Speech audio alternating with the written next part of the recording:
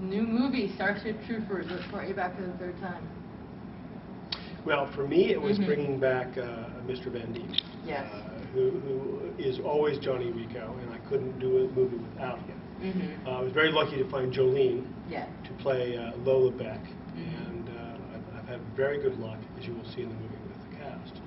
So what brings you to the political flavor that you had in this film? Of course, you had in RoboCop.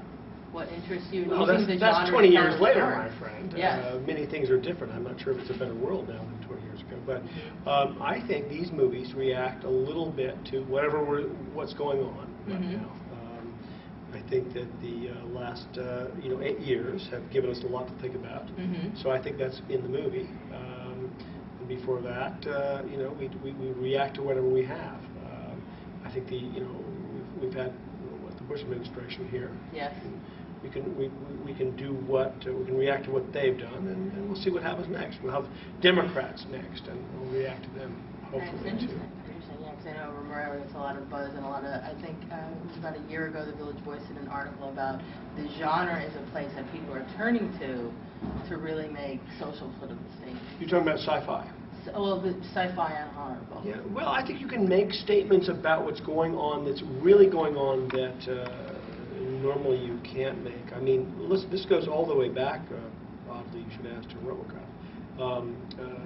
Paul Verhoeven and I were walking one day in the midst of making RoboCop, and we were getting along pretty well, and he said, what would you like to do next? And I said, well, I'd like to do something about, things that matter right now, and he said, well, I'd like to do something about Nazi Germany.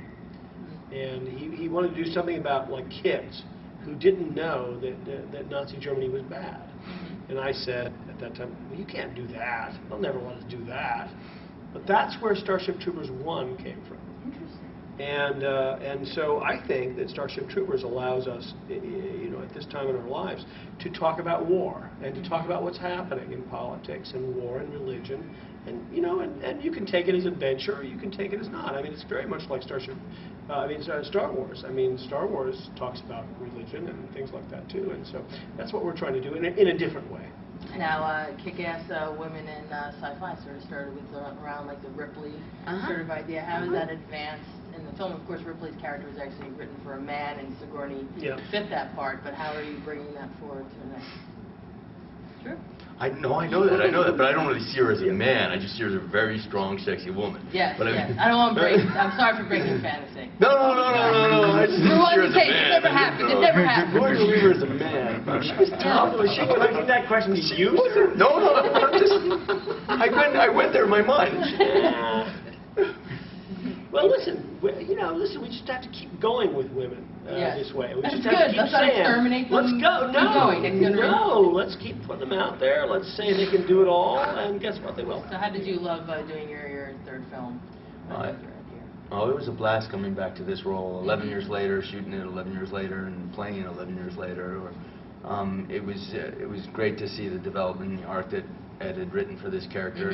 He'd been sending me scripts and ideas on this for quite a few years. One of the cool things that happened right when we were starting it, and Casper showed up in South Africa as we were starting. And I'd been sending him scripts, and I'd been writing scripts and forgetting them. For years. And for years. And he showed up and he said, I want to take you to lunch. And he sat down with me and he said, now in this script, there's this line. It was a good line for him, which I understand how that works for an actor. And he said, here's another script, and there's a good line for him. But then he said, and now here's a script you wrote, and there's a good line for her, and a good line for this other person. And so he went through, and he made me look at all the scripts I'd written, and say, you forgot this line, and this is a good line, and this is a good line, whatever. He was a great collaborator on this picture. I mean, he helped me all the way through, and if you look at the things we've talked about in the making of, you'll find, oh, Casper did this, Casper did this. He's the guy. He's Johnny Rico. Nobody else can do it. And as I said at the beginning to Sony, I can't make this picture without him.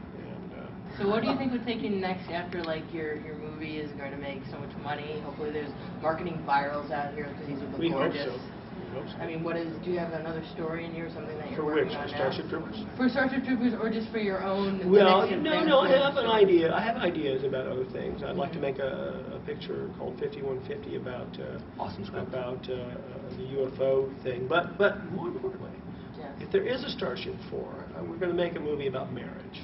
Okay. Yeah, this is where we're going with that. Very. You can tell yeah. the audience is very intrigued by marriage, but. But it's really scary marriage. Yes, a really scary marriage. It's scary. Yeah, we're going to make a horror picture. Yeah. How is him and the Clancy Brown Ironside dynamic? How is that big giant? Highlander 1 and Highlander 2? Just together, yeah. Yeah, no, they're both the sweetest guys, really, truly, that you could possibly meet and work with. They're complete professionals and just awesome guys, and they're so intense when they get on screen. But then the funny thing about those guys, and this is my experience, I don't know about you, but those guys who play the best bad guys are the nicest guys in the world. Truly, truly. Unfortunately, the other side is true as well. Yeah. What? Oh, wait a minute. No, if that was totally true, I wouldn't have been hired again for 3. No. I think. Well, he's in between. There's not going to be any like one showing in New York City, LA sort of deal?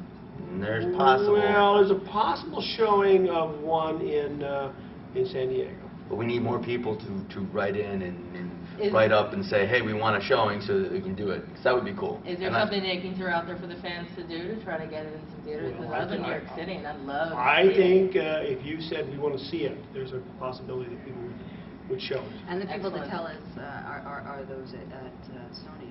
Yeah. Okay. Just say we want to see it. We want to see it. Sony, and we'd come In out for fact, New York, you know, and we'd come out. we totally would. Right. Excellent, yeah. So if they wanted to do a screening over here in New York, we would, as many of us that could would, I know, would come out. I know the 3 of us definitely. Yeah, and you'd bring your giant bugs, which would be excellent. We would bring Skochek with us, What which would is a be giant bigger? bug. Like the giant bugs or like the cockroaches or something? That's debatable. Yeah. Because I lived here. I lived on 86 Pretty and bad. Broadway for a while. And I think it's a matter of numbers, actually. It's a numbers game. Excellent, so great. Well, I say kill them all. Yes, kill them all the bugs. All the bugs. Just damn bugs. All right, so great talk. Hey, thanks very much. Thank you.